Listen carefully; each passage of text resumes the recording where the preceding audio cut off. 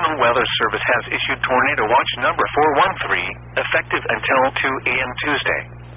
This watch includes the following counties in North Carolina, Brunswick and Columbus, and the following counties in South Carolina, Georgetown and Horry, and coastal waters from Little River Inlet to Murrells Inlet, South Carolina, out 20 nautical miles. Remember, a tornado watch means the conditions are favorable for the development of severe weather, including tornadoes, large hail and damaging winds, in and close to the watch area. While severe weather may not be imminent, persons should remain alert for rapidly changing weather conditions and listen for later statements and possible warnings.